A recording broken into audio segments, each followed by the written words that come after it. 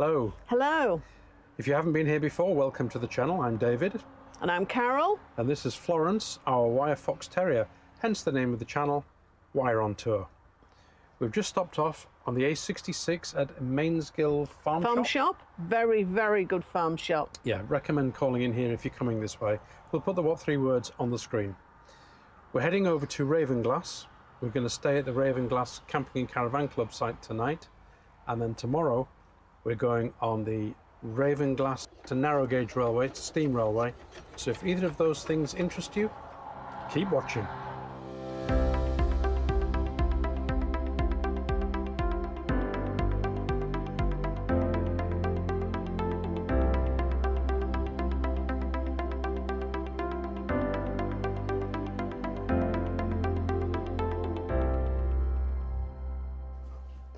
We're just walking towards the station at Ravenglass. We've had a good night. It's rained all night, so the ground is wet.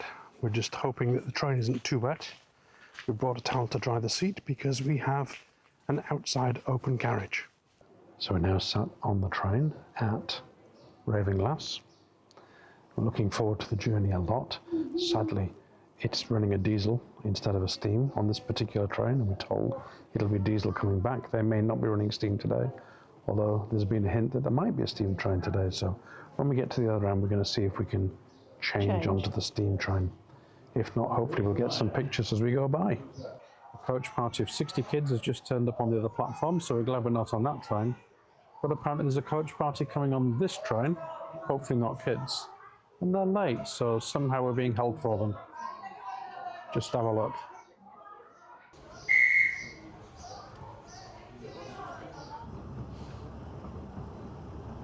As we take our journey, here's a few interesting facts about the Ravenglass and Eskdale Railway. First opened in 1875, it was designed to carry iron ore from the hills above the village of Boot down to the mainline station at Ravenglass. It then opened to passengers the following year, making it the very first narrow gauge passenger railway in England. It was originally built on a 3-foot or 36-inch gauge, and for those unfamiliar with that term, it's the distance between the rails that the train actually rides on. Now, what is unusual is that between 1915 and 1916, the entire railway was changed to a narrow 15-inch gauge as a way to test the then new owners' smaller locomotives. Fast forward to 1960, and the railway was up for sale at auction, with locals and enthusiasts coming together to place the winning bid. Unfortunately, they realised they didn't have quite enough money, and it took the support of a local landowner and a Midland stockbroker to form the Ravenglass and Eskdale Railway Preservation Society. We've now arrived in Dalegarth, which is the end of the line. There's a cafe, a ticket office, and a gift shop to keep you entertained while you wait for the return journey.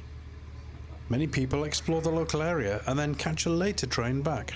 This year they're celebrating 150 years since the railway was first opened.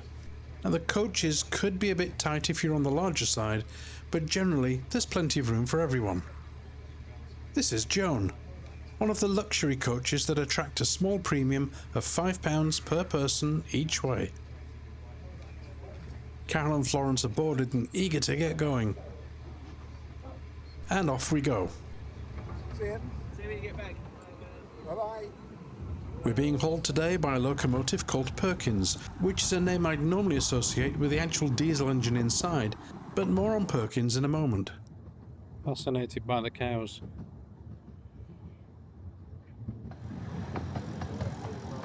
We're now waiting in the passing loop for that train carrying all those children. Just happens to be steam, but more on this wonderful steam loco in a bit.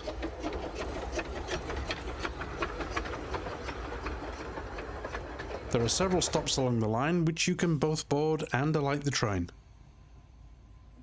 Back at Ravenglass, it's time for Perkins to be turned around on the manually operated turntable.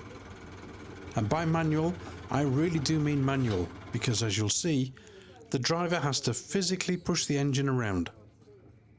Perkins was originally built in 1931 and then rebuilt in 1984, and comes with an 044 wheel layout. Once done, the driver takes Perkins to join the other end of the train, while the guard moves the turntable back, ready for the next train.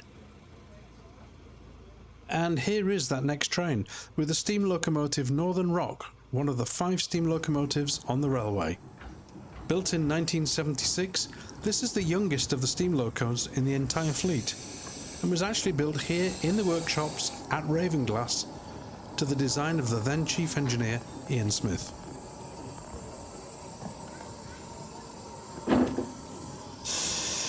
The wheel arrangement is 262, which means 2 leading wheels, 6 driving wheels and 2 trailing wheels. It's 22 feet long and painted in muscat green. Again, the driver has to manually push the engine around on the turntable. Having turned and run around the train, Northern Rock now backs onto the other end, ready for its next trip. Here's the coal and the cab. And of course she needs constant love and attention between each trip.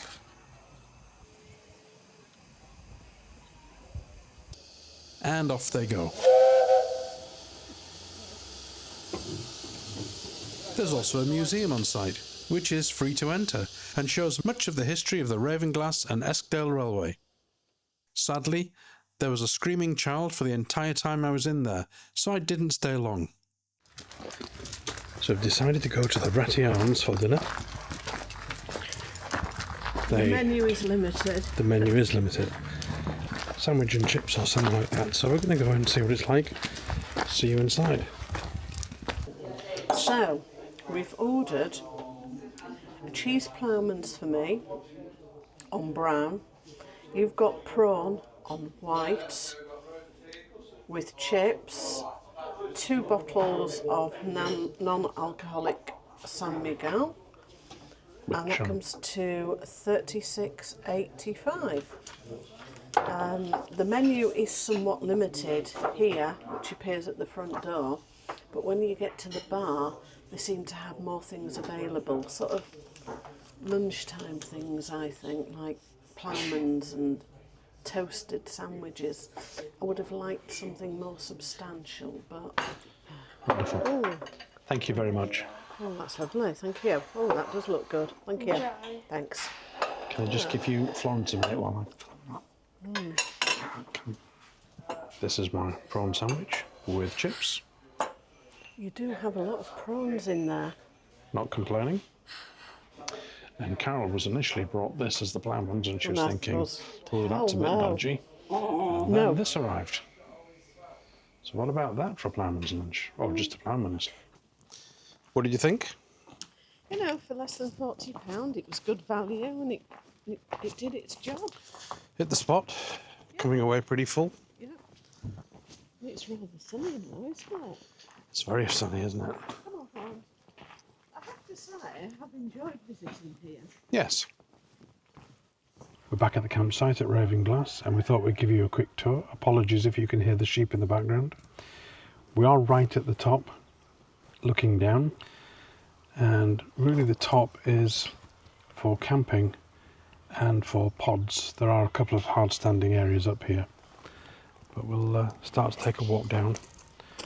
There are 3 pods here, but they look very small pods, so I'm not quite sure what you'll get in each of those pods. They don't look big enough to have full bathrooms and kitchens and things, so maybe look on the website later. There are a lot of vans here. There's lots of dogs, and there's cats. Even a couple of cats here on a lead. It's a one-way system, so here you can see you can't go to the left, you must go to the right, and that will take you round to the motorhome service point, which we'll come to shortly. So these are the facilities. We're actually going in the back side here, this isn't the front. There is a Waggy welcome dog washing facilities. Then there's the usual chemical disposal point, complete with flush and hose. And around the back here is a bin store. There's a laundry. No dogs allowed in the laundry. Don't go in there, Florence. But these are coin operated washing machine and dryer. Usual leaflets about the local area and sink units if you want to do hand washing. It does say clothes washing only in these sinks. Next to that is the gents. And there's the ladies. And then there's full dishwashing facilities. There's a low sink in case you are height challenged. And then 2 regular sinks and draining boards. To the side of the facilities block is the motorhome service point. It's not a massive grate for emptying grey water, but this is where it is. As we continue round the circular system, you can see our van just to the left at the bottom. Let's go have a look at the entrance. It's a good little area, very friendly staff.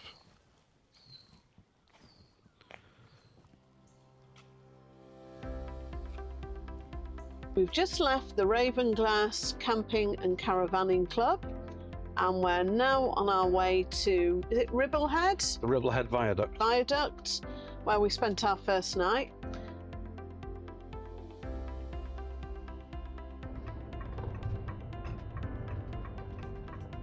I think this is going to be a no.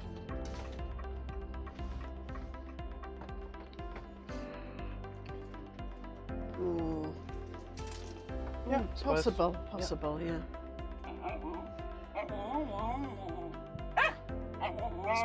Stop it! I'm going to take her out. Yep. As you can see, we've made it to the Ribblehead Viaduct. We've pulled in at the Station Inn. It's a good little park up if you've got a camper van or a motorhome. It's actually free to stay overnight, but you do have to register at the bar. We're going to go grab some lunch there now and enjoy the glorious weather. Florence is certainly enjoying it. She's trying to pick up all the droppings that from are the around. Animals, sheep, rabbits. So she's had her lunch, and we're now going for ours. Opposite the pub is the tea room. And then this is the road up from the Station Inn to the station itself.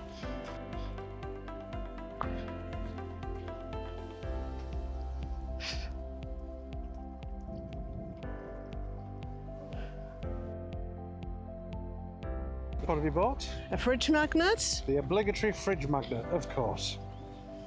We're heading back down to the Station Inn now.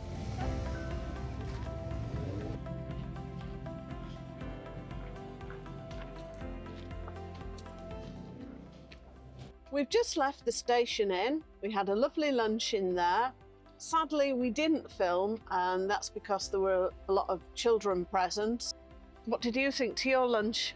Excellent. I thought it was excellent lunch. Good. And while we're here, what I do want to do is say thank you to each and every one of you who likes the video, and especially those who've hit the subscribe button, and even more to those who do the little drop down and click that bell to receive the notifications of every new video that comes out. So thank you all.